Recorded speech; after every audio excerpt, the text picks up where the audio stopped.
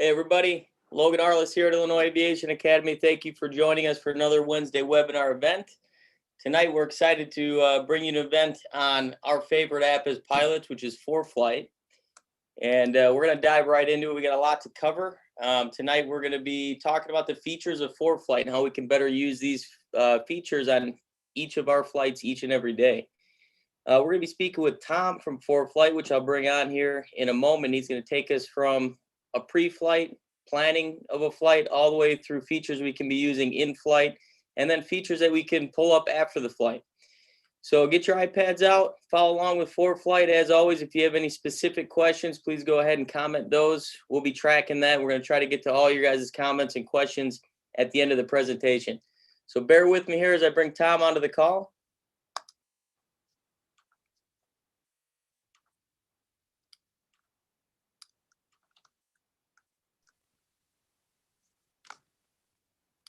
Hey, Tom. Hey, how's it going?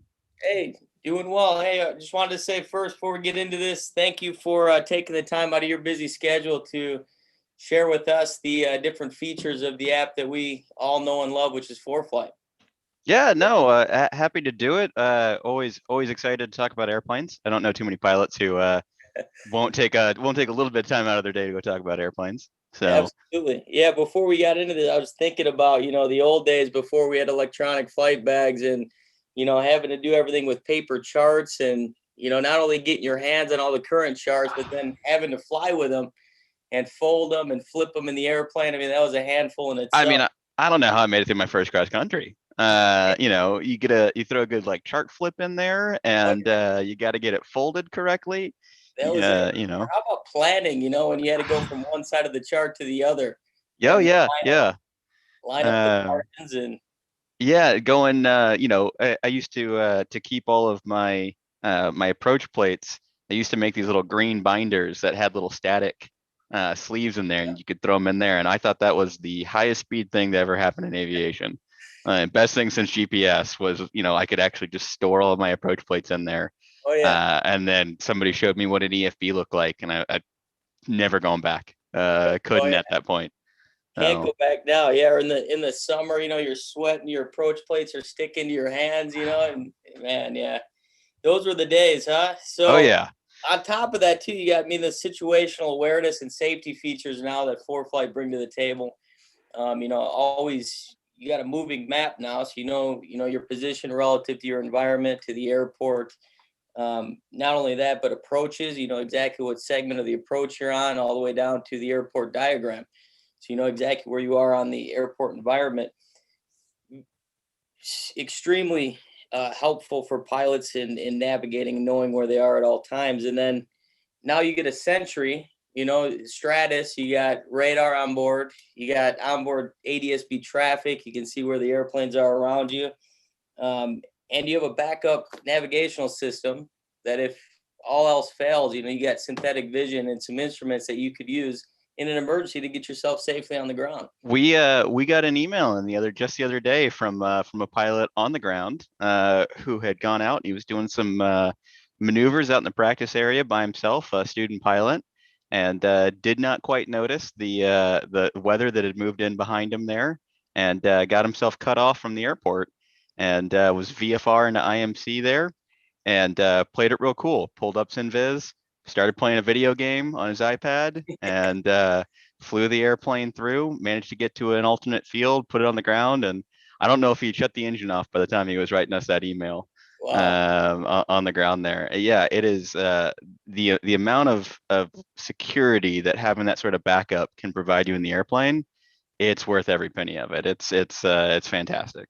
Absolutely. Yeah. I mean, it's amazing how far we've come from not even having a GPS, in the airplane to now we have an electronic co-pilot and Foreflight sitting next to us. So Oh yeah. with that, I'm going to hand the controls over to you. Yeah. We'll let you go through your presentation. We're excited to learn some of these features, and hopefully we can put them to use, these as we fly with Foreflight in the future. And then as questions come in, if we got time at the end, I'll ask you the questions from the viewers, and we can tackle those at the end. Yeah, we got plenty of time here at the end. We'll stick around and answer whatever questions anybody wants to go through tonight. So Awesome. it'll be good. Great. Hey, there you go. So we're going to take a look at what we kind of refer to as our power users course here. This is our Foreflight 201 course if it were an actual university. And this is a course built around an IFR cross country. You don't need to be an IFR pilot for it, but this is sort of the backdrop that we use. So we can really kind of put Foreflight through its paces. We can use a bunch of the features that we might not get to if we were just hanging out in the pattern before we go. My name is Thomas Darty. I'm a project manager here at Foreflight. I focus primarily on like our logging products, but that sort of encompasses some things like track log and checklist and a lot of other things that you do inside of flying. If you're not super familiar with us, we've been around since 2007. We've been, my favorite pilot sport app for sure since 2010. Boeing bought us 2019. That was a great change. Gave us a lot more resources. Really let us partner with Jeppesen and do some really cool things on the data side. But one of the things I wanted to point out here is that fanatical pilot support. That's where I actually got my start at Foreflight. Was on the pilot support team. I was the 5 a.m. shift answering emails for customers. Hmm. And I want to point that out, and I'll give you their information here a little bit later. But the thing I like about that team is they are all pilots. That is a pilot Foreflight expert group. And so you can write in and you don't even need to know what you're trying to do in Foreflight. Tell them what you want to do in the airplane. Go through and be like, hey, I'm trying to, when I'm on my approach, I need this piece of information. What's the best way to get that up? And they know where you've been, they know what it's like to be in the airplane, and they can do a great job of giving you that information. That's awesome. So I want to go through a couple of new things. These are just some recent features that we're going to highlight here. This is 3D traffic using our internet traffic layer. We're looking at O'Hare here, and I can select an aircraft and see its path as it flies around. I can pan and zoom around and see airplanes. And particularly at like the flight school level, the ability to use this to look at how traffic flows around a busy airport, to be able to sort of inspect how that moves around and brief that with a student before we go and try and deal with something as busy as a class Bravo here, or even just, a busy Delta. That's fantastic. It really helps sort of cement what that picture looks like in your mind. Absolutely. Another good briefing tool here, we have our 3D approach preview.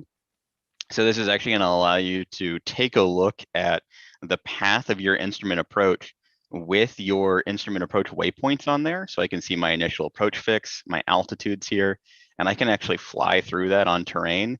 And, you want to talk about an approach briefing and sort of looking at a plate and trying to figure out your way through it. If you can follow along in an actual airplane as it flies through there, it's so much cleaner, and it really kind of gives you an idea of what you're looking at. Shows you how close to terrain you're going to get there on that approach. Oh yeah. Well, this minor one here, we recently added the ability to tap on hotspots and get notes about them. If you're going into an airport and it's got hotspots, you're supposed to brief those before you go out, and being able to just tap on it and actually see what the difference is. Maybe it's something like a complex intersection, and you're like, okay, I'll be really careful as I go through this. But sometimes you get ones where it'll tell you that the tower can't see you around a particular corner there. Helps you out on an embarrassing radio call where they tell you that they can't actually see you yet. We added PJAs. These are parachute jump areas. This is a data set published by the FAA.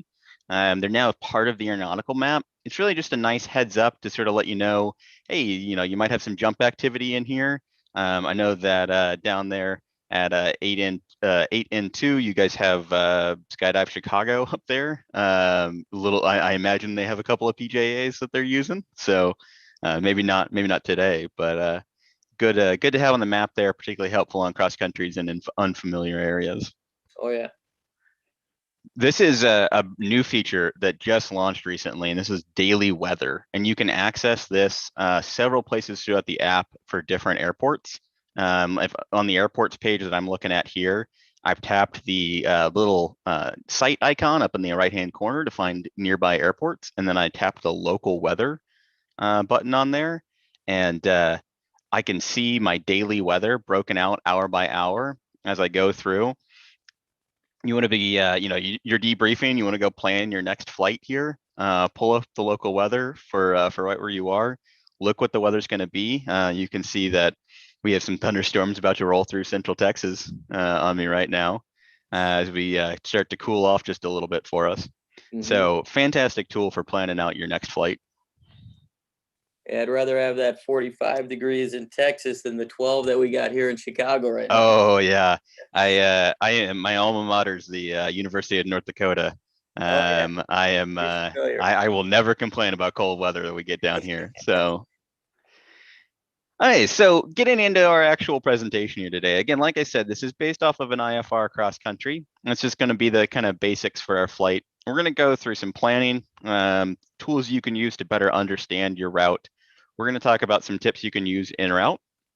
At one point in time, I was a fairly active CFI, so I'd be remiss if I didn't make you guys do an emergency and practice the diversion here, and then we'll post flight and talk about some of the debriefing tools that we have available inside of Foreflight. Right. So our route today, we're just going to do a quick little hop and head up to Oshkosh. I missed being able to go this year, so I got a little. I'm a little nostalgic for our trip up to Oshkosh every year. Yeah, hopefully we'll have it this year. Yeah, we'll see. I'm hopeful. Yep. So the very first thing that we're going to do if we're planning a flight here is we need to tell Foreflight what kind of airplane we're in. This is the basics that we're going to use to let Foreflight do all of the performance planning, let it do, all of these other factors in there. So I'm going to tap the More tab over in the bottom right. I'm going to go to the Aircraft tab in there, and we have a new screen, and I'm presented with no aircraft selected on a brand new account. So I'm just going to hit the plus button. And now I can go through and add in an airplane. So I can add my details that are required, like my tail number. I can look up what aircraft type I want. And we use a combination database from ICAO and from the FAA to put in most all your type codes in there. So if you ever find an airplane that's not in here that has a type code and everything, let us know. We'll get that fixed for you. But I can just start typing up my aircraft, maybe my manufacturer, maybe it's the type code for my airplane, and I can go through and see all of the aircraft that I want. So a little note here, the blue text underneath that's going to tell me that this aircraft has Foreflight performance profiles. These are part of the performance tier inside of Foreflight. So they're just letting me know that this has landing performance profiles. So that's landing and takeoff calculations done automatically, and the en route performance profiles in there. We'll look at about how that's used a little bit here, but you can do most of the same stuff if you put in your manual performance numbers as well. Once I've got all of that information in, I can put my home base, my colors, all of that. I can set up some advanced stuff, like I can come down and see my performance profiles. This is where I can add a manual performance profile in there if I want to sort of build my own. Those Foreflight performance profiles basically are all the interpolation that you could ever need for an airplane. We digitize the POH and we have all of their numbers. So they're real accurate, but if you need to go through, you can build your own profiles.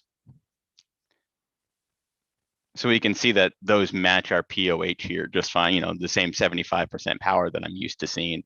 We also have the ability to bias slide these a little bit. Every airplane's a little different. Every pilot flies it just a little different. So you can actually adjust your airplane by moving those bias sliders in there. Just like with everything, we recommend you fly like 10 flights or so before you start moving those around. Kind of give yourself a good average of coming in, 2% slower. I'm burning, 1% less than the book numbers on there. You can also make that your default aircraft, and then every time you make a new flight, Foreflight's going to use that as your aircraft. So you don't have to, keep switching back and forth. I can add some additional information in here, like my FAA and ICAO filing codes. We're all doing the ICAO filing now for our flight plans. So it's good to go through and have your ICAO equipment, your surveillance, all of that information in there. We actually have a webinar on our YouTube channel that is like how to set up your ICAO performance information in there for different aircraft. And inside of the app itself, over in the documents catalog here, if I go over to the Foreflight drive, I can actually find the ICAO filing quick reference guide. So if I ever need to set up an aircraft and I don't know what that ICAO codes needs to be, that guide can really help me understand exactly what I need to set up for my airplane. And sorry, the default we were looking at earlier was the performance profile default for it. I can also make the aircraft my default in there. So now if I set this, it'll be my default aircraft for every new flight, and it'll use that default performance profile in there. Save me a little bit of time from having to select something. Once I've got that all set up, now I've got an airplane, and now Foreflight can start to do a lot of that additional planning calculation on the side for me. So let's head over to the flights tab. And that's where we're going to practice the first part of our planning today. The flights tab is super helpful if I know where I'm going. You know, it's a little different than planning on the maps page where I'm doing a little bit more visual planning. The flights tab is a little bit more what we see when we look at like business aviation flight departments who are doing this sort of form-based planning on there. So just like I saw on my aircraft tab, where I obviously don't have anything right now, we call this our split view. So I've got a list of items over on the left and the details of them over on the right. You'll notice that navigation throughout the whole app, and that's going to make it easy and familiar. If you ever see sort of a plus button in that, you know, left third of the screen over there, that's telling you that you tap that and it's going to let you create a new item in whatever list you've got. So as we go through, I've got a new flight. I can set my ETA or my ETD here. The ETD is sort of ETD is cool here for our estimated time of departure. We actually allow you to do ETA planning under the performance tier as well now. Super handy if you're trying to like, I got to be on the ground at a particular time. It's nice to be able to do that. It's important to go through and set this ETD because that's what we're going to use to look at the weather for your flight. So when we go out and give you a briefing or we try and do any of the performance planning for you, we use that ETD to calculate what weather you're going to use using some of that cool new forecast stuff we looked at. I can go ahead and set my departure. Foreflight's going to give me a search box in here. It's going to suggest things, maybe recent airports that I've used, airports that are on the maps page, things like that. But obviously I can just type in either the name or the identifier of the airport and I can find, you know, whatever I need. So we'll set in our destination and departure here. And right away, we get a big red warning across there telling us that we are not going to be able to make this flight as planned. I thought it might be a little optimistic if our Cirrus was going to make it all the way from Austin up to Oshkosh there. And it looks like we're about 25 gallons short. I don't think we're going to be able to lean the tank just a little bit and make up that 25. So let's figure out how we're actually going to plan around this and get our fuel stop in. So I'm going to hit the send to button. And one of the options in there is going to be send a map. This is a way that I can take something that I've planned on the flights tab, move it over to the map. You'll see this on the maps tab, so I can send it over to flights. I can use this to sort of take an object and move it from one section of Foreflight to another. So we've got our route up in here. I'm going to go to my layer selector over in the top left-hand corner, and I'm going to select the fuel that my aircraft burns. So in this case, 100 low lead. Now I can see up-to-date fuel prices at all of the airports along my route. You know, when we're talking with folks and they're a little hesitant about getting an upgrade or anything, I show them this feature and you can pay for your upgrade on the very first cross country you make in your airplane right here, just by being able to see some cheaper fuel. So we're going to go in about halfway along our route. Nice, easy place to make a fuel stop. And I can see how this is all color coded for me. So I can see, you know, green's obviously going to be better fuel prices. Red's going to be probably places that I want to avoid. So I've got some places like 274 here. That sounds like a pretty good deal on 100 low lead. That's just really going to pay for our subscription right there. When I tap on that, I can actually get details about that airport and about that FBO. So I'm immediately taken to the FBO section of that airport so that I can see the relevant details. And that's because I had the fuel layer selected. I can tap that M03 button at the top there and go back to the actual airports page. So I can look up information about, you know, is this airport even going to work for me? One of my favorite sections in here is actually the comments. These are user submitted comments that we have for FBOs and for airports. and it allows me to sort of figure out what other Foreflight users have run into before they go to this airport. So looks like somebody came in and stopped for fuel. Ray was very helpful. Not much of an airport, but has a nice runway. That sounds like everything I need to know about this airport. It's got a good runway. It's got cheap fuel. The guy who works there is super helpful. That's perfect. I think we should stop for fuel here. So we'll go back and we'll change over our destination on our flights tab over to MO3. So it'll change over Oshkosh. And now I can see that we've got MO3 in here. That's going to be our fuel stop. And I no longer have this huge red banner across the top up there for us. We're going to be doing this IFR, and as usual, when I fly an IFR cross country, I do like to have an alternate in there. Always good, even if we're not always legally required to have it. And Foreflight's got the ability to do an alternate planner, so I can actually see nearby airports, what my burn and time is to get to those airports, and what type of approaches that they have there. Really handy. Again, I've not been to this section of southern Missouri. I don't really know anything about the airports around it. This gives me a quick way to decide, oh, well, maybe Springfield Branson is a better option for me because it's just got more services. I've got more approaches. I've got a nice long runway. Should be a great option for me. Maybe it's a little close though. Maybe I don't want, just a few miles away. I want to be able to go somewhere further if I'm worried about a larger weather system. And so I can pick something a little bit further down. I can select that alternate, brings that in, and now Foreflight's going to take that alternate into consideration for my fuel planning.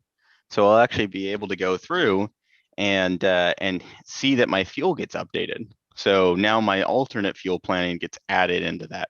Really helpful. It lets me know that I'm actually going to be able to make it to my alternate. Mm-hmm. If I scroll down here, I've got my map section. I can obviously tap on this and interact with it. But one of the things that's really helpful is I don't really want to do the planning today. So I'm going to tap the routes button, and Foreflight can actually recommend either airway or recommended routes to get to those airports. And this is part of our performance tier on there, but this is actually going to take things like the winds and temps aloft, my aircraft performance, and previously cleared ATC routes and give me that recommended route. We've really been working to try and get you cleared as filed as much as possible. Nobody likes to go to the airport with this immaculate flight plan and find out that the dreaded prepare to copy radio sound, radio call comes across. And we've recently cleared about 90% of our recommended routes. You just get it cleared as filed as you walk out to the airplane. So we've been happy with the results we've gotten out of that. So we're just going to take that route in there, and it's going to bring in, looks like we've got a departure here, a couple of waypoints, gets us to our destination. I don't know too much about that route though, so I'm going to tap on the maps and I can actually see details about it. So I can zoom in just like I would on the maps page, and I can actually see where these waypoints are, make sure I'm not crossing a restricted here or, some airspace I don't want to go into. Maybe I can see my weather system that's rolling through. Might want to keep an eye on that one. Usually those Great Plains storms will blow through fast enough for us, so might not have to worry about it. I can also use our cruise advisor here. Now that recommended route is going to set an altitude that works best based on the winds aloft, but I always like to go in here and take a look at this and just see if there is a better alternative for me. And I also like to see kind of what the winds around me are. Sometimes you get up to an altitude and it's just not going to work for you that day. Either really turbulent, you get icing, whatever reason you don't want to be at 9,000. It's helpful to know, if I go down, I might get there just a little bit faster. I'm going to burn a bit more fuel. If I go up, I'm burn just a little bit less fuel, and it'll take me a few minutes longer to get there. So you kind of have some background knowledge on what it's going to take for you to get there. I also have the ability to put in payload in here. This is helpful as I can put in, persons and cargo. And every time I adjust like the number of people on board, ForeFlight's going to recalculate the amount of fuel that it requires for me to fly that flight. As as you guys have probably been studying and everything, it takes fuel to carry, you got to burn fuel to carry fuel as you go through. And so the more people we put on the aircraft, that's going to affect our performance profiles. And so ForeFlight's just checking to make sure that it doesn't put us outside of an envelope that we'd be comfortable with. We also have the ability to set fuel profiles here. I really like this one. Minimum fuel is what the app normally uses for it. It just tells you what sort of fuel you need to have to actually make your flight. That's what most of us plan for. But there's a couple of additional options that we have in here. One that I really like is the landing fuel, especially if you're going into a location that you don't think you're going to be able to reliably get fuel for. So let's say you're going to an air show like Oshkosh, where it's kind of a pain to get fuel actually at Oshkosh. I can go through and set my landing fuel and give myself a user-defined reserve, enough to get back out of the airport and then off to an air, somewhere like Appleton or somewhere where it's going to be easier for me to get fuel. And that way, Foreflight will take that into account and let me know if I'm going to be able to actually land with that user-defined extra on there. I can then go through and see, how that's going to stack up in the aircraft. So I can see all of my weights here. One thing that I like on this, it gives me the amount available in there. If I'm ever flying with passengers and somebody wants to bring an extra bag, and I really don't want to break out the scale for it, to see, oh, are we going to tip the scales here? Well, my ramp weight, I've got 300 pounds almost of spare headroom here. I don't probably need to worry about the 5 or 10 pounds that I bring on it. What, somebody brings a bag I wasn't planning for in there. So let's gives you a little bit of a little bit of knowledge on whether or not you're going to be right up against that envelope. Always good to know. Yeah. You can also see your FBOs here. So if you're just picking an airport and you don't know what FBOs are available, you can just go through and see what the fuel prices are at those airports as you go through. And then I can come down here and hit pack. And we get a lot of questions on pack and when to use it and what does pack actually do for me. So pack was born out of a cross country our CEO took actually from Florida back to Houston. And they ran into some bad weather and decided that they wanted to put the airplane down and check the weather, wait for some storms to pass through, and just play it a little safe. And they had gone through the download section and selected all of the states that they thought were along the Gulf Coast along there. And they actually kind of forgot about Alabama as they were going through. And so they went to go pull up an approach plate for an Alabama airport, and they didn't have that downloaded on and saved onto their device and ready to go. Not the sort of thing you want when you're trying to go through the clouds and fly an approach in. And they managed to get down low enough and had cell service and were able to pull up the approach plates that they needed for it, but they got kind of lucky there. They may have had to turn around and divert back through some better weather and get out of the state as they were flying along there. So pack was born. What pack does is it checks your route and a corridor around that route, and it checks what you have already downloaded onto your device, and it compares the two, and it looks to see if, oh, well, along this flight, you have everything downloaded for Texas, you have everything downloaded for Missouri, you've forgotten about Arkansas as part of your route here. You're probably going to want to download the approach plates and the sectionals along that route so that you have all of that ready to go for you. So all I need to go through and do is check it and hit pack, and it'll download everything that I need. Now, the next question we always get is, well, I've packed, how do I unpack? How do I access all of the data that I've brought on? And you do it the exact same ways that you normally do. So like, we're gonna grab weather, airmets, TFRs here. Well, the exact same ways that I access weather, airmets, and TFRs in Foreflight normally from the airports page or from from the maps page, I'm going to do the exact same thing. That's what we're going to use, and we're going to just select those. Things like charts that download for states that I don't normally have selected, they automatically delete off the device once they're expired, once they're no longer valid for you.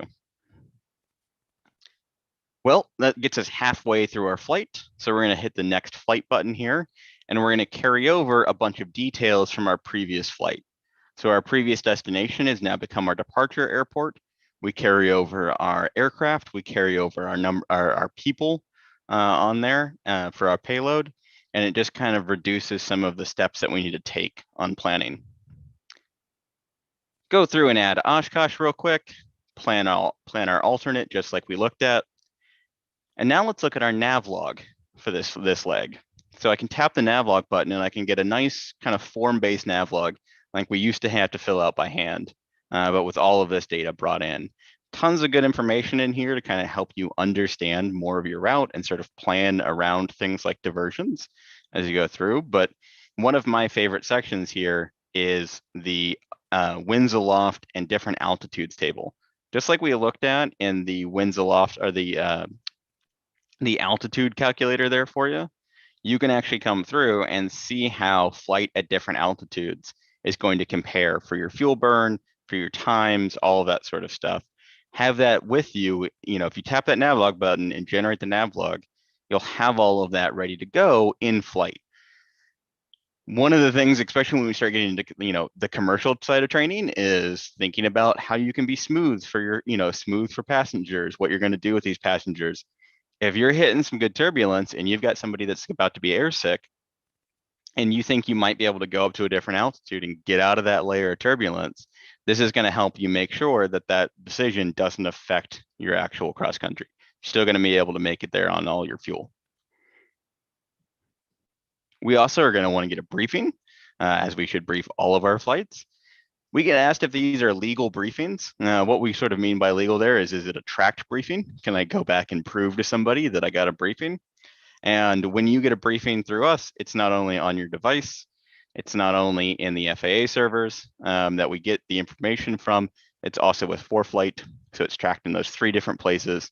And yeah, you can, if you ever got ramp checked and needed to prove that you had an actual briefing, the Foreflight briefing will do that for you. My particular favorite section inside of the briefing here is under the forecasts. When you come down and look at TAFs, reading TAFs, I remember printing out, sheets of TAFs for, check rides to go through and, talk about what the weather was going to be along our flights. And it was always a pain to go through and figure out what portion of the TAF you were actually going to be active for. Foreflight's going to make sure I don't have to do that anymore. So we're actually going to take your ETD that we set at the very beginning there. We're going to take the performance of your aircraft, and we're going to look at the stations along your route and tell you what block of the TAF is going to be active for you as you come through. So I can see that, as I fly over a particular station, I'm at the last block of the TAF there. You'll also notice that I have that little minus 23 minutes, and we got some low IFR coming through. If I'm ahead of schedule by a healthy margin there, I may have to deal with some of that tempo block as I come through. If that had said plus 23 minutes, it was on the other side of the block, then I might have to worry about that if we got delayed. Well, maybe we have a little trouble getting the engine started. That may be a reason for me not to go on this flight if 15 minutes after I'm supposed to cross over this, I'm supposed to hit low IFR as I go through, and I don't want to fly over that block.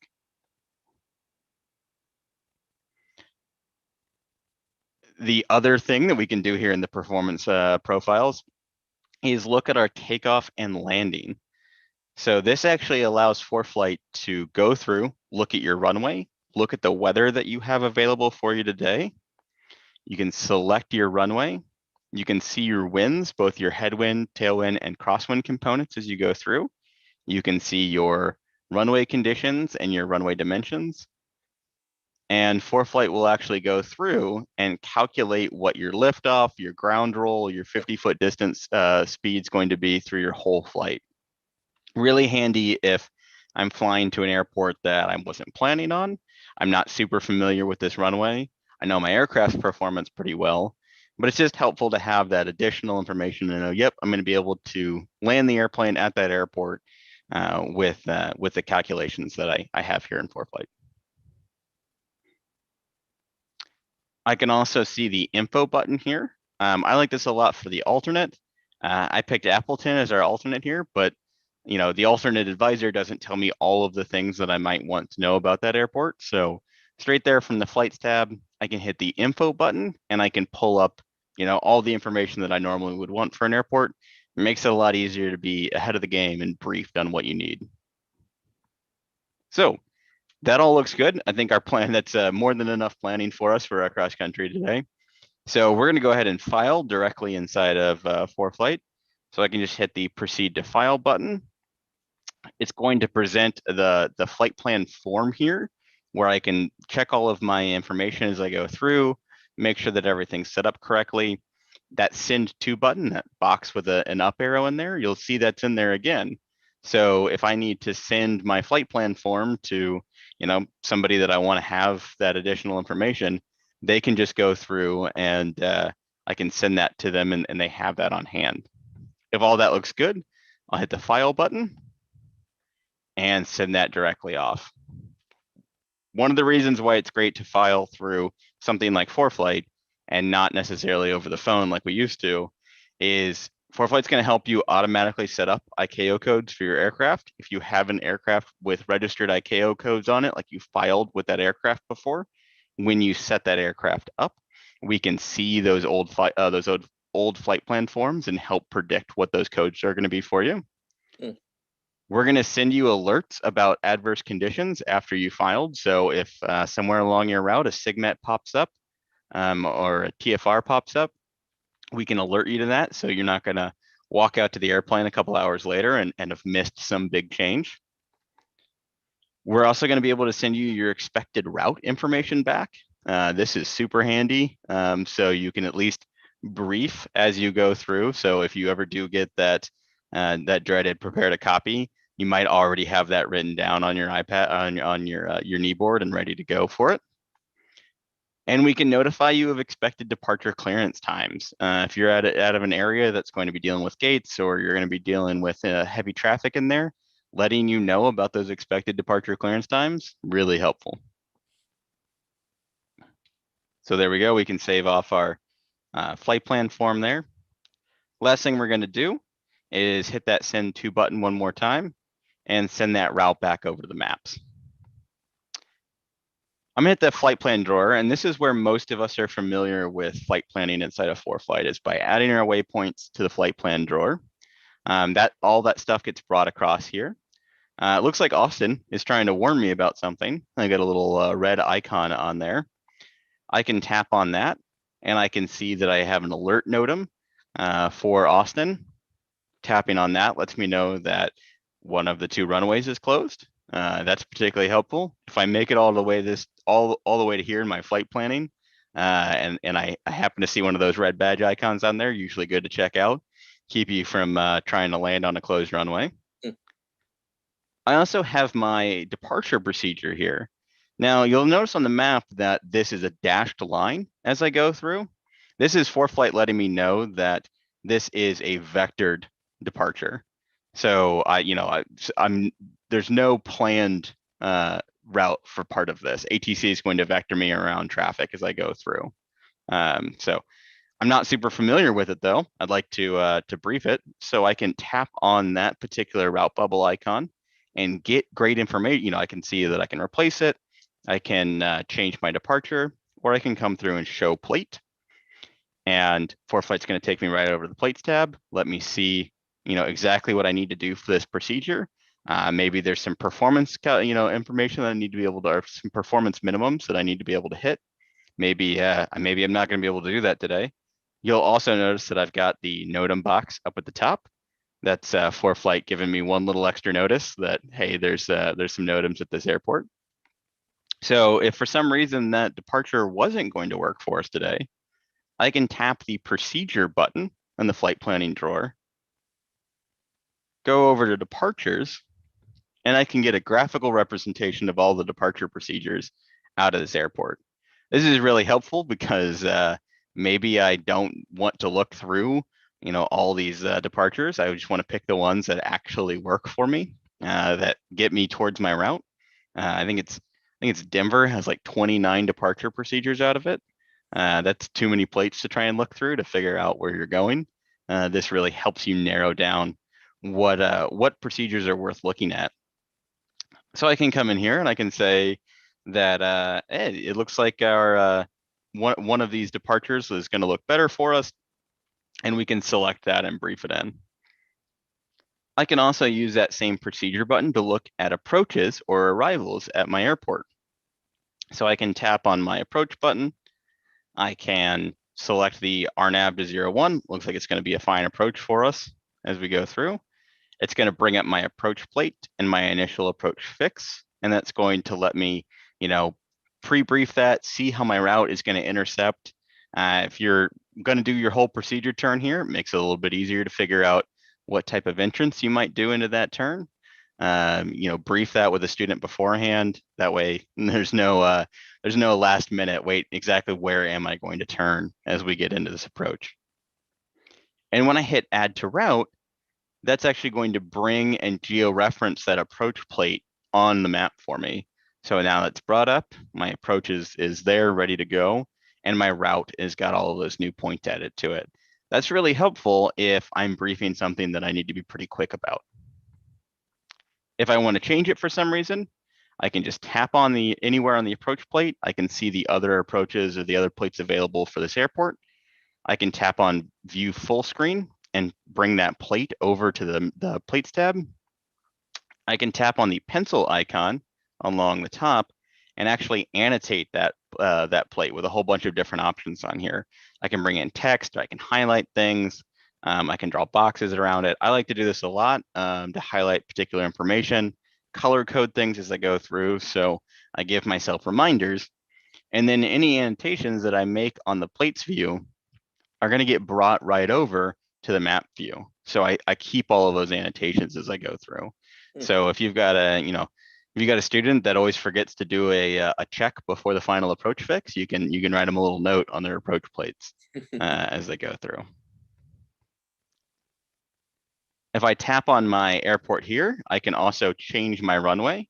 So if we set ourselves up on a particular runway for the wind, I can go through and select a different runway, and Foreflight's going to use that as part of our calculations on things. So always nice to have the runway you plan on using.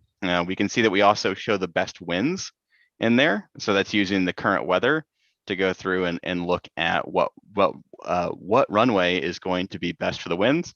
And again, we have the NOTAM box telling us that one of these runways is closed. That way I don't even have to worry about it. Profile view allows me to go through and look at terrain and obstacles along the flight. Not a whole lot of real serious terrain from Central Texas up to Missouri here.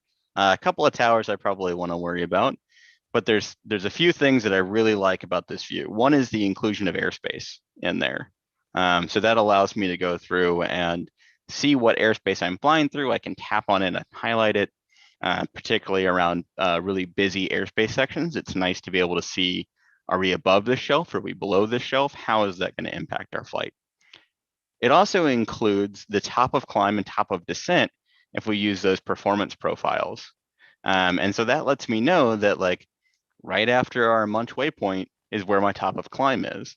So if I'm expecting a turn at that waypoint, and I'm going to be trying to go through and configure the aircraft for a new heading, I know that those things are going to be right near each other, that I'm going to be leveling off, adjusting my performance profile. I'm also going to be potentially changing my heading as we go through. So knowing that ahead of time, I'm anticipating it. I'm ahead of the aircraft. I'm not going to get surprised by the fact that I had to do two of these things at the same time. Tapping on those airspaces go through. They also highlight it on the map so I can see, am I just skimming by it or am I going right through the middle of it? Maybe it's something we want to adjust our flight plan for. And then I can tap the little 3D icon in here, and I can actually preview my entire flight in 3D as we go through. So I can see, what my climb's going to look like, where my waypoints are. I can see the terrain as I go through. If you're going on cross country in unfamiliar terrain, really helpful to be able to go through and pre-brief all of that. I can tap on my departure or my destination airport here. and also see that airport in 3D, where I can go through and line up with a particular runway. I can see what my sight picture looks like before we even get to the airport. I like this the same way that I like to brief the airport diagram when we're like breakout and approach. It's one of the reasons why I like the FAA plates is, I'm expecting the airport off to the left. So if the airport's off to the right when I break out, I may be either at the wrong airport or on the wrong runway.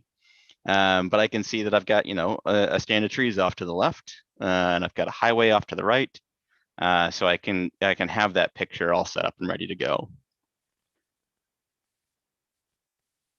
I can pick a particular waypoint here, and it looks like we're going to fly through that airspace. And I want to note that we're going to fly through it and check with the center before we go through. So I'm going to tap the waypoint that's right there in the middle at our axe waypoint. And I'm going to tap along track offset. And this is actually going to allow me to set a distance before I hit that point. And it's telling me that that's south based on our route of flight. So I can say that 30 miles before the axe waypoint, I want to set in a little reminder check, a new waypoint that lets me know that I'm about to hit that, go into that MOA. So there we go. I've got my new 30 before axe. I can write myself a note here. I can remember that at that point I need to check in, but I don't quite know who I need to check in with yet. So let's tap on that MOA and tap the details view. And then I can look up specific details about who I need to contact, what I want to do as I go through. Now, sometimes you get in and there's a particular frequency for who you need to contact before you fly into this airspace. And instead of writing it down somewhere that I'm going to lose or it be out of context, I'm going to hit the little annotation button over on the left-hand side. And then I'm actually going to go through and write myself a note that I want to call about the MOA, or I want to call a particular frequency at that waypoint. Now, these annotations are just like you wrote them on a paper chart. So they're geographically referenced. So as I zoom out, my note and everything stays right next to that waypoint. So as I'm flying along and I come up to my 30 before axe, that note is simply just going to be right there on the map. So I remember, oh, that's what I need to do here. That's a really handy tool to keep yourself from getting into trouble at any places you didn't want to just fly into. Absolutely. One more thing that I like to do is it looks like there might be a little bit of terrain around there, and I want to kind of have a picture of like what I'm expecting outside the aircraft before we hit this MOA. So I'm going to press and hold on the map, and then I'm going to select the 3D button as our touch point, and then I can actually see what the terrain at that point looks like. So it looks like I've got a river with kind of a cool bend. So if I'm not paying enough attention in cross country and I'm outside the aircraft, I might see a river with a kind of a cool bend in it, and that might click something for me to let me know, oh, there's something I'm supposed to be doing right now as we go through. Okay, last thing we want to look at here is bringing in our checklist. So we have a bunch of checklist templates pre-built into Foreflight.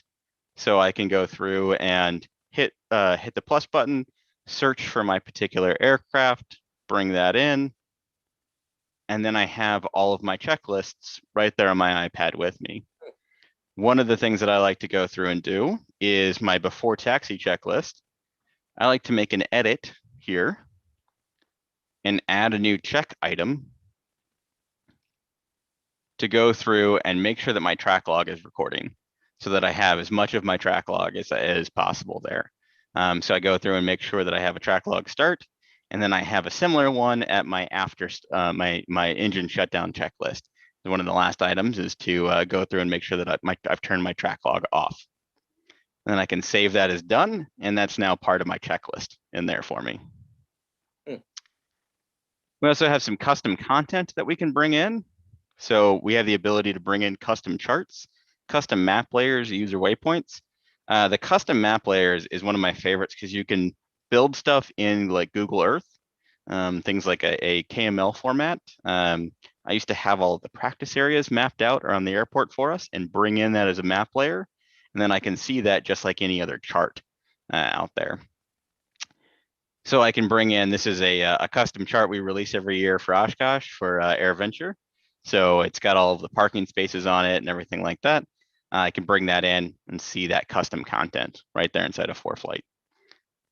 If I have any passengers with me, they can download Foreflight's passenger app. That's sort of a pared down version of Foreflight. It lets them track your progress along your route. This is the solution to are we there yet? When they can just follow along on their own device and keep an eye on it. I can also edit my tab order if I want to go through and drag tabs around to maybe I don't care about imagery as much. Maybe I want something else to be in a different order. We now have the ability to go through and edit all that tab order so it works for your flow as best as possible. Okay, so let's go fly our cross country here. So we're going to take off out of Austin, and we're getting some vectors as we go around. And you can see that I've used that annotation tool as we follow along our breadcrumbs. I've used that annotation tool to write out what my vector that I get from ATC is as we fly through. And so I can, it's right there in context. It's not just a jumble of notes on my knee board as I go through. If I don't have to worry about confusing it with a different vector as we fly along because it's written on the map and it's past me now. So I don't have to worry about it as much. I'm going to drop a pin here using the pin drop function that we have inside of Foreflight. And I can actually give myself a note on my route. So I can go through and give it a name. I can write a particular note. Maybe I did an in-air VOR check today, and I wanted to just jot down what the results we got out of that VOR check without having to break out the book for the airplane and actually record, all the details. I'll deal with that later when we're on the ground. So I'll just put my notes in there and they're saved as part of my flight.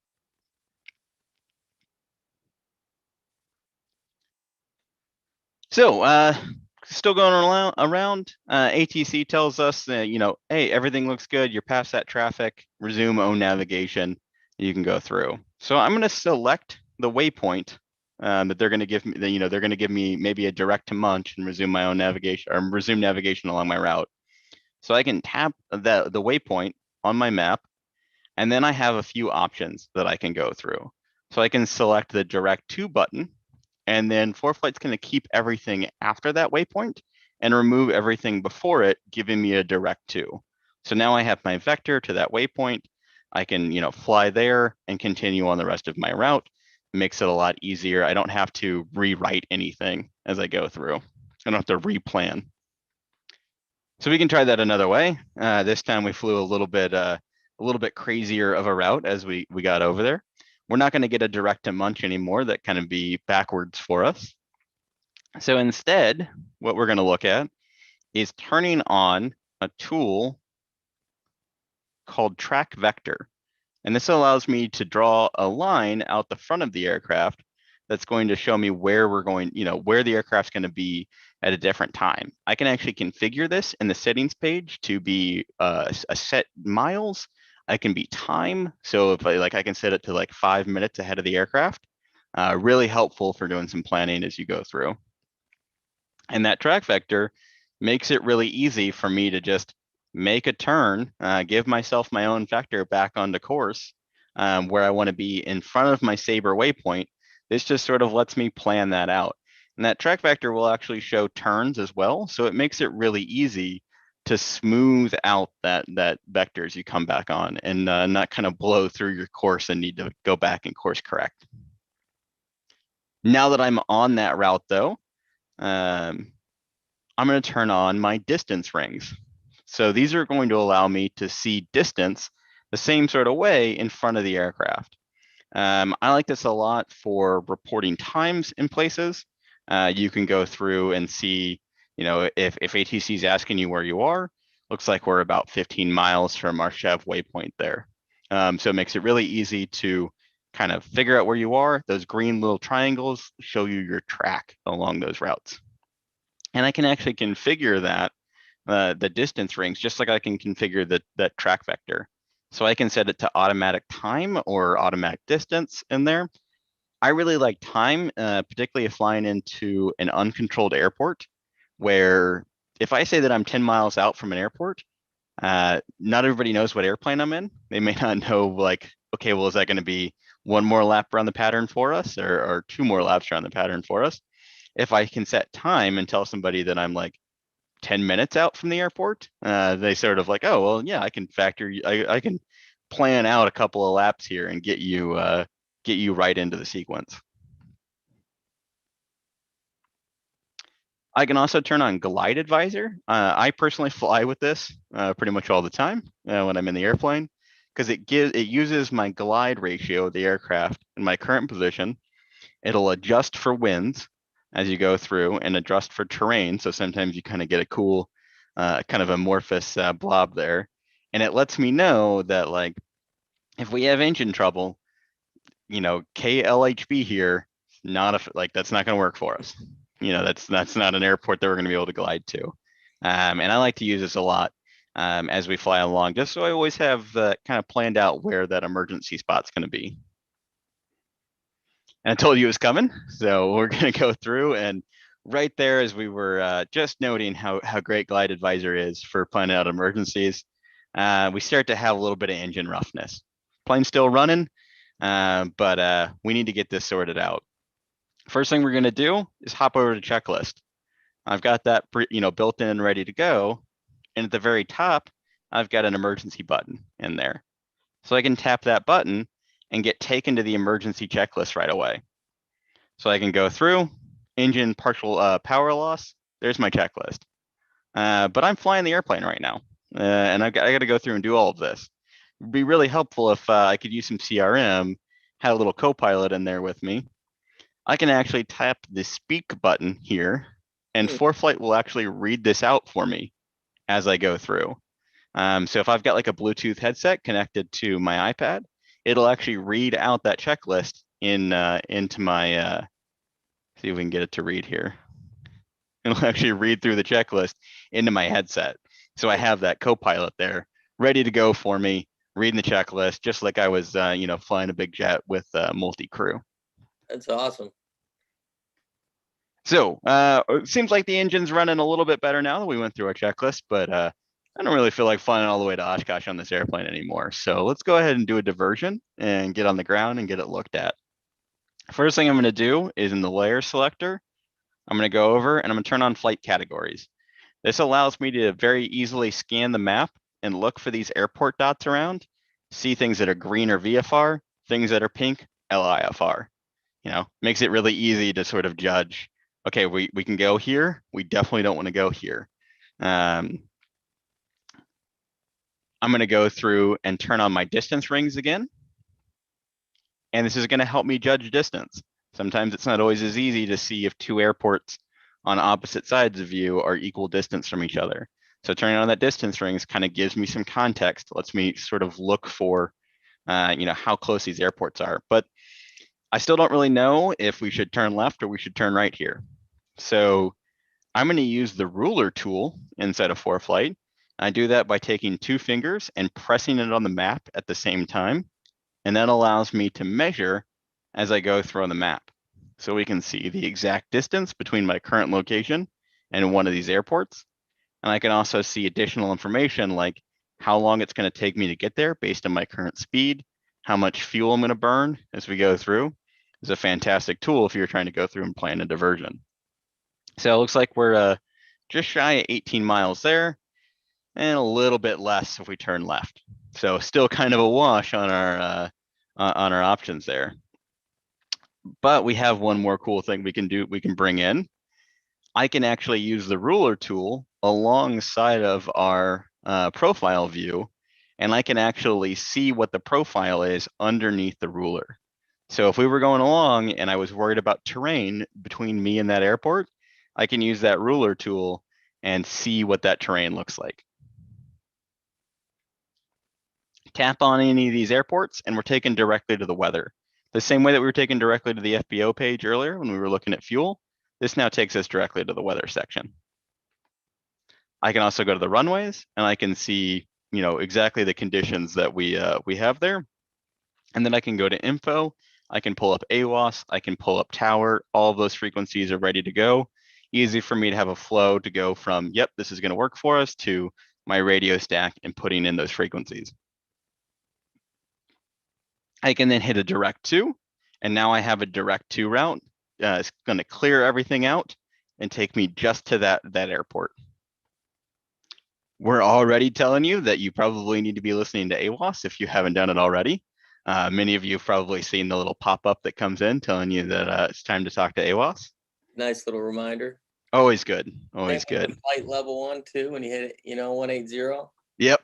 Reminds you to set the altimeter. Yep. So as you come through, you've now, I've got my distance rings and my track vector here, making it easy to make my turn over to my airport. Showing me how far out I am, so I can communicate with ATC. Hey, we're 10 miles from the edge of the delta. We're inbound. We got engine roughness, and just all these little extra pieces. You were talking about situational awareness earlier. All these little pieces kind of let me add on to that equation, and less thinking that I actually need to do when I want to focus on flying the airplane. We looked at that procedure advisor earlier and how that can help us out as we want to add an approach in. So now that we've got our new airport, I can just hit approach and look at the information that's presented to us. I've got my winds at the airport along the very bottom, and I'm highlighting the two approaches that work for the runway with the best winds for me. I like this a lot because sometimes it's, the winds are 170 at 20 knots. I that's the runway I want, I don't really want to deal with 20 knots, but sometimes it's, 2 knots, it's sort of favoring one runway. If, another runway has a better approach for me, I was just really feeling like flying the NDB today, that wind information sort of lets me make that call and know what the impact's going to be. So we're in an emergency. We're not going to mess around. We'll fly the ILS here, get ourselves on the ground. I can see where all of my initial approach fixes are. I can see how my current route is going to impact each of those. So again, I'm not trying to, look through a GPS in the airplane and just pick randomly one of these waypoints. I can know exactly how it's going to impact us. Looks like we're going to be able to fly a procedure turn, probably our fastest way to go around if ATC was for some reason deciding that they were going to be mean and not give us vectors on today's flight. So we'll go ahead and select that initial approach fix. And again, when we add to route, that's going to bring that approach plate and all those waypoints directly onto the map for us. So now, in a couple of taps, I've looked at what approaches work for us, and I've brought that over to the map with the whole route brought in. So I have, a new vector that I need to make a right turn for here. So I'm actually going direct to my initial approach fix. I'm going to go to full screen. I'm going to annotate this plate here, give myself some additional notes, highlight some frequencies, some minimums that apply to me, make those things a little easier to call out when they're on the maps page, just a little bit less for me to worry about. So they're highlighted a little bit better, and I just sort of remember to call those out and can find those a little easier as we go through. I'm going to turn on my instruments bar down here. So that's a little speedometer looking icon. And now I have a bunch of additional information brought across the bottom. You can actually tap on any of these and change them to any of the other instruments inside of Foreflight. One that might be helpful for me is my course to my next waypoint. So that's going to allow me to, see what my course, so I can plug that into my autopilot. I can plug that into, whatever else I want to fly. I have that information there and ready to go. Bring back that checklist real quick. It's very easy to go back over to my normal section and pick my descent checklist. One of the main things that seems to always go wrong on a diversion and across country is, we end up about 500 feet off the ground before we've actually, configured the airplane again for that landing. So always good to go back and run those checklists, make sure that everything's set up and actually configured for our approach. Now we're going to bring in SynViz and allow me to use that synthetic vision to bring in those instruments. What I really like about this is I can pan and zoom around, and even if I can't physically see this airport right now, I can look and see that it's just off to the left side of the aircraft there. and I know where it is, and I kind of have that reassurance, particularly if I roll out on final approach here and I can see the runways in front of me. That little like check just to be like, yep, you're on the right approach, you're on the localizer, everything there, at the end of this, there's an airport in front of you. Really kind of calms you down, makes it a lot easier to fly that approach.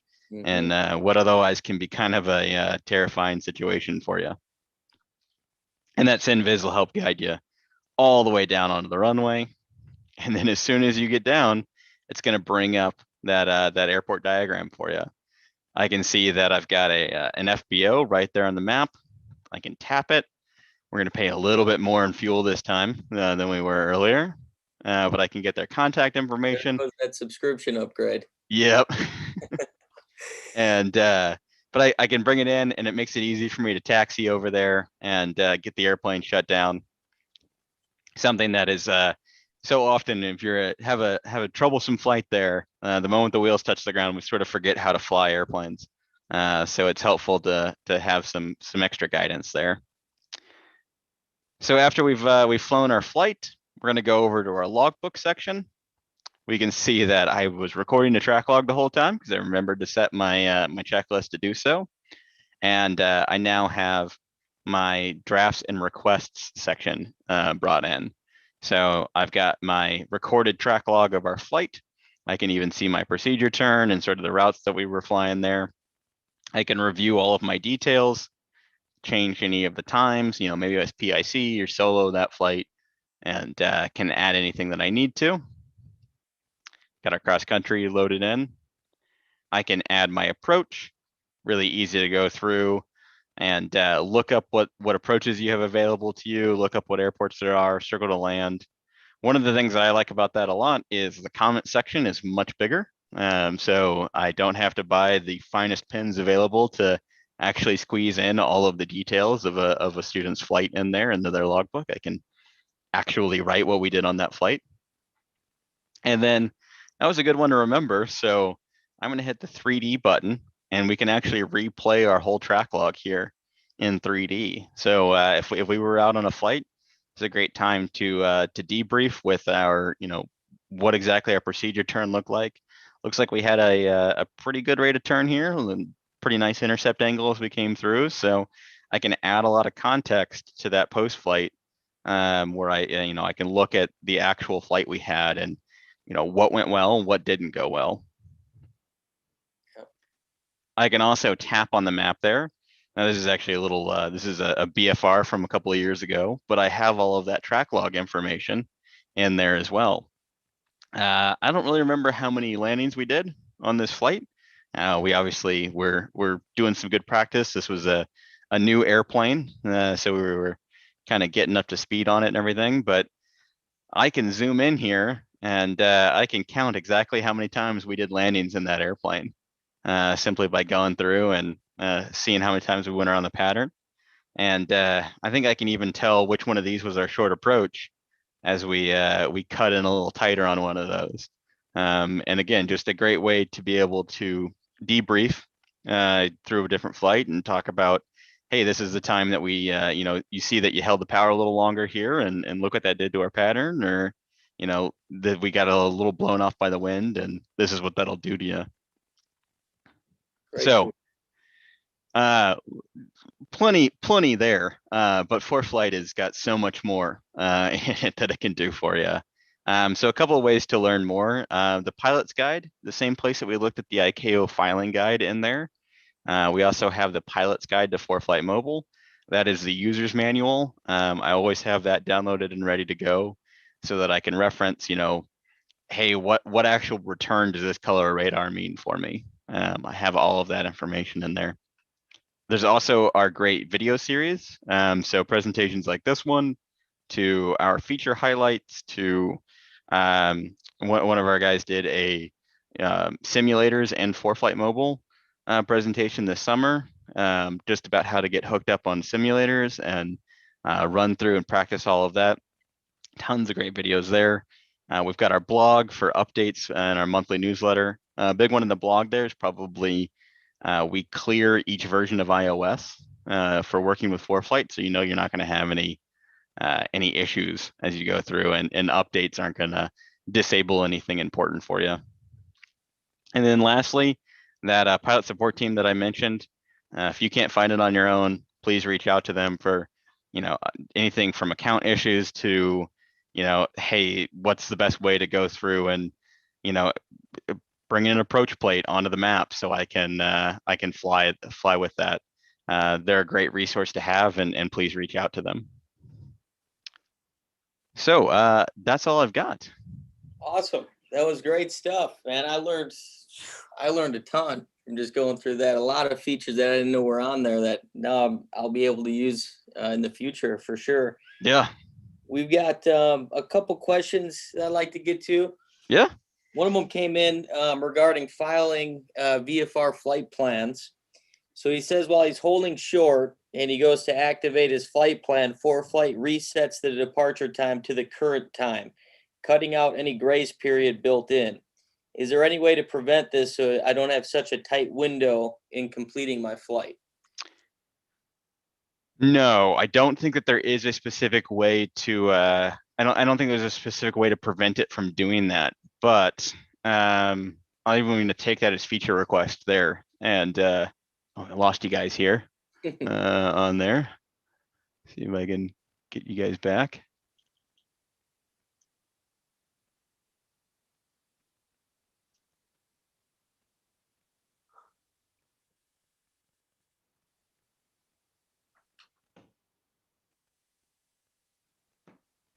Oh, I think my camera's gonna yell at me a little bit here.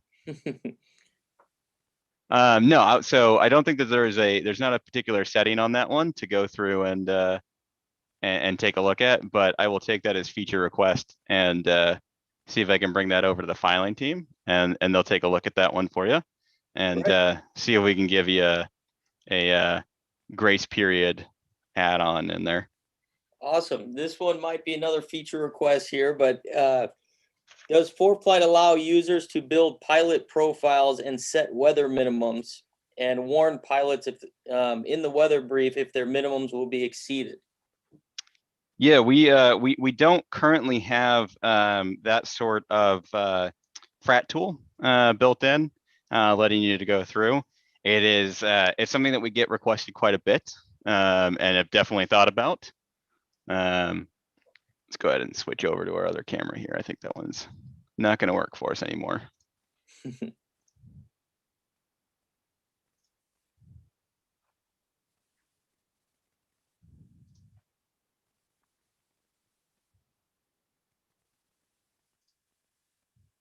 All right.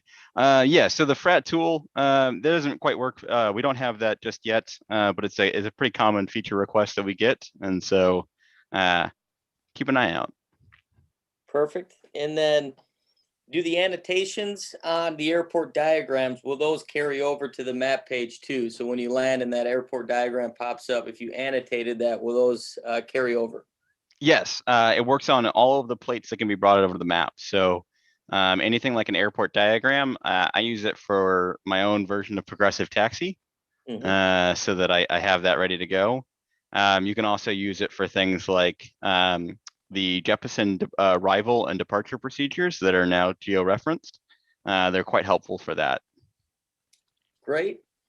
Another feature request is when filing an alternate on an IFR flight plan, it would be nice if Foreflight would overlay the 1, 2, 3 rule on filing the alternate to let you know if you can use that as an alternate legally or not. Yeah, okay. I like that one. I always have to run through and remember exactly what each of those ones, what each category actually is. It's never stuck with me, so I like having that just right there on the alternate. Absolutely. And then finally, our $1,000,000 question is, when will Foreflight be available for Android users? Bringing it in strong here. So the short answer is no plans right now. I for many years, I've got a stack of Google Pixels sitting over in my drawer here. Was a big Android fan, and but I always, all that time, I still always had my iPad and I flew with it. I do think that Apple does a fine job in the tablet space. What made me feel like we were doing the right thing on it is the benefit of developing to Apple is there's a very limited set of things that you need to develop for. It's like two mobile devices basically for us, iPad and iPhone, and those have even gotten much closer over the years. And so all of our investment and all of our development dollar goes into building features, not trying to go out on extra devices. So I feel the Android pain. I definitely am a fan of the platform. But if it were me, I'd rather Foreflight keep churning out sweet features to fly airplanes with than necessarily be out on other devices. Absolutely. So Now I know you guys were working on a desktop version. How's that coming along? yeah, so the web platform is out there and is a fantastic tool for you.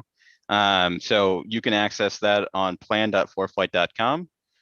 So you can bring it up on any computer. I use it at FBOs and everything like that, where I can just go through and log in and take a look at all of my planning from a desktop version. Near and dear to me is we recently released out our logbook on web. So is there a logbook tool on the web platform? And if you've got some digitizing to catch up on, maybe you've not been fully digital, being able to use a computer and like a larger screen on your computer is absolutely game changing when it comes to trying to get digitize your logbook into Foreflight. It is a little bit nicer than trying to work off of an iPad the whole time. So take a look at plan.foreflight.com and use some of the tools there. Awesome. Well, that's it for tonight. Tom, just want to say thank you so much for your time. I sure learned a lot. I know our viewers did. I'm gonna have to go home and rewatch this to take it all in. Yeah, yeah, of course. And like I said, reach out to us if you've ever got any questions on anything we went over tonight, or any questions that you might have on Foreflight.